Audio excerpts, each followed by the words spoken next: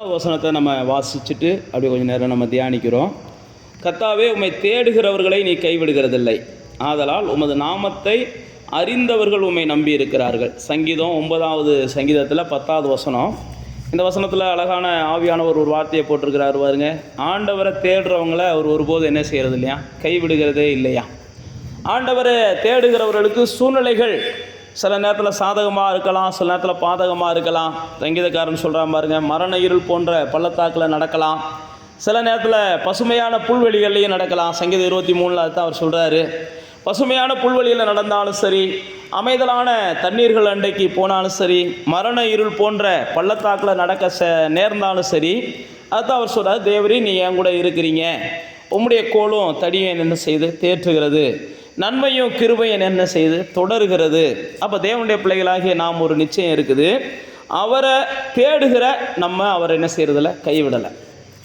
நம்முடைய வாழ்க்கையில் எப்படி பகல் நம்ம விரும்பினாலும் விரும்பாட்டினாலும் வருகிறது, இரவு நம்ம விரும்பினாலும் விரும்பாட்டினாலும் வருகிறது, நான் விரும்பினாலும் விரும்பாட்டினாலும் பனிகாலங்கள் வருகிறது, குளிர்காலங்கள் வருகிறது, மழை காலங்கள் வருகிறது, எல்லா காலங்களும் வருகிறது.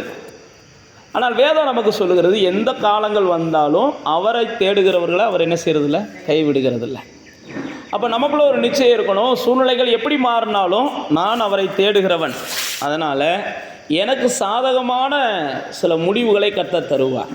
சில நேரத்தில் சூழ்நிலைகள் நாம் எதிர்பார்க்கிறதை காட்டிலும் மிஞ்சி போகும்போது நாம் சில நேரத்தில் பயந்துடுறோம். ஆனால் வேதம் சொல்லுகிறது, அப்படிப்பட்ட சூழ்நிலைகள் வந்தாலும் நான் கர்த்தரை தேடுகிறார். அப்படிப்பட்ட சூழ்நிலைகள் மிஞ்சி போனால் கூட நம்ம சாத்ராக், மேசாக், ஆபேத்நேகோ சொல்கிறாங்க பாருங்கள், கர்த்தர் எங்களை தப்புவிக்க வல்லவராக இருக்கிறாரு, தப்புவிக்காமல் போனாலும் நாங்கள் அடுத்த தெய்வத்தை என்ன செய்ய மாட்டோம், வழிபட மாட்டோம். தப்புவிக்காமல் போனாலும் நாங்கள் ராஜாவை நம்பி வாழணும்னு தீர்மானிக்க மாட்டோம். நாங்கள் தேவனை தான் நம்பி வாழ தீர்மானிச்சிருக்கிறோம். எங்கள் தேவன், நாங்கள் அவருக்கு தேவைன்னா எங்களை அவர் தப்புவிப்பார். நாங்கள் அவருக்கு தேவையில்லை, அவருடைய சமூகத்துக்கு வரட்டும்னு நினச்சிட்டாருன்னா எடுத்துக்கொள்ளுவார். ஆனால் அதுக்காக நாங்கள் என்ன செய்ய மாட்டோம், ராஜாவுடைய வார்த்தைக்கு ஏற்றது மாதிரி வாழ்கிறதோ அல்லது எங்களுடைய வாழ்க்கையை காப்பாற்றிக்கிறணுன்றதுக்காக சில மாய்மாலங்களே செய்கிறதோ எங்களுக்கு வேண்டாம். அப்படின்ற இடத்துல அவங்க என்ன செய்கிறாங்க, வைராக்கியமாக நிற்கிறாங்க. நீங்கள் அந்த தானியேலின் புஸ்தகத்தில் பார்த்தீங்கன்னா அந்த ராஜா சொல்லுவார், எப்பா நீங்கள் இவ்வளோ வைராக்கியமாக நிற்கிறீங்க, ஆனால் இப்போ நான் உங்களுக்கு பெரிய தண்டனையை கொடுக்க போகிறேன் அப்படின்ற இடத்துல சொல்லி அவங்களுக்கு பெரிய தண்டனையை கொடுப்பார். அப்போ பெரிய தண்டனையை கொடுத்ததுக்கப்புறம் வேதத்தில் போட்டிருக்குது, அவர்கள் அந்த தண்டனையினால் பாதிக்கப்பட மாட்டாங்க. அப்போ சில நேரத்தில் கர்த்தரை தேடுகிற நமக்கு தண்டனை கிடைக்கிறது மாதிரி இருக்கும், சில நேரத்தில் கர்த்தரை தேடுகிற நமக்கு பெரிய பிரச்சனை மூடினது மாதிரி இருக்கும். ஆனால் நமக்குள்ள ஒரு நிச்சயம் இருக்கணும், எந்த பிரச்சனை மூடி இருந்தாலும் நான் அவரை தேடுறதுனால அவர் என்ன கைவிட மாட்டார். நான் தண்ணி மேலே நடப்பேன், ஆனால் முங்க மாட்டேன். அக்கினியில் நான் நடப்பேன், ஆனால் நான் எரிஞ்சு போக மாட்டேன். பிரச்சனையை நான் பார்ப்பேன், அந்த பிரச்சனை என்னை பாதிக்காது. நான் பிரச்சனையை பார்ப்பேன், ஆனால் பாதிக்காது. ஏன்னா கர்த்தர் என்னை கைவிட மாட்டார். எப்போ கர்த்தர் ஒரு மனுஷனை கைவிடுகிறாரோ அவன் தான் அழிஞ்சு போயிடுறான்.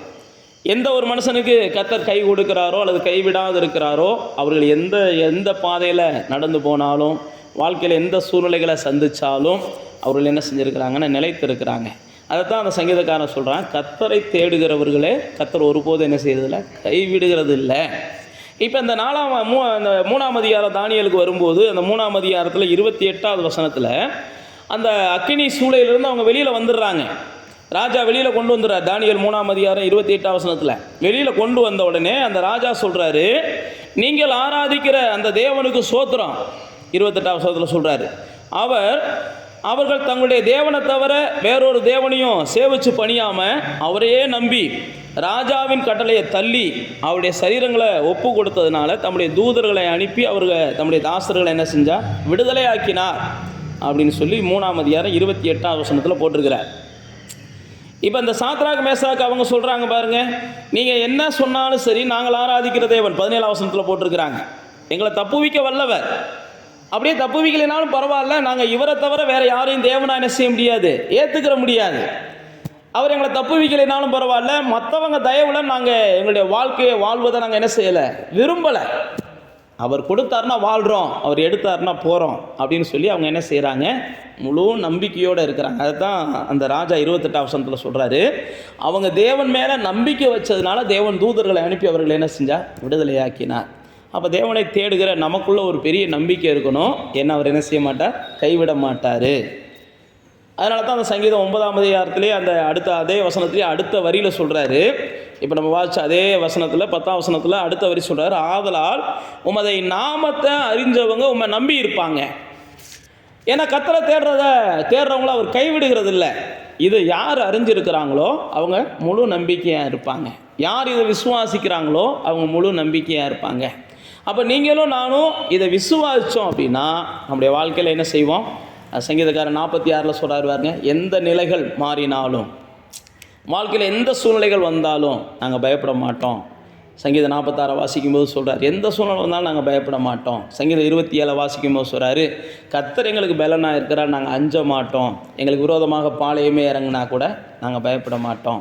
ஏன் அப்படின்னா வேதம் தான் சொல்லுது, அவரை தேடுற ஆள் நான், அவரை தேடுறதுனால அவர் என்ன செய்ய மாட்டார், கைவிட மாட்டார்.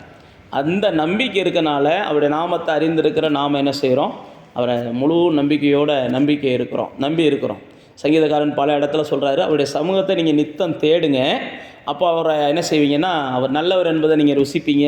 அது மாத்திரமல்ல, அவருடைய வல்லமைகள் உங்கள் வாழ்க்கையில் வெளிப்படுகிறதையும் நீங்கள் பார்ப்பீங்க. அவருடைய சமூகத்தை நித்தம் தேடுங்க, அவருடைய சமூகத்தை நித்தமும் நாடுங்க.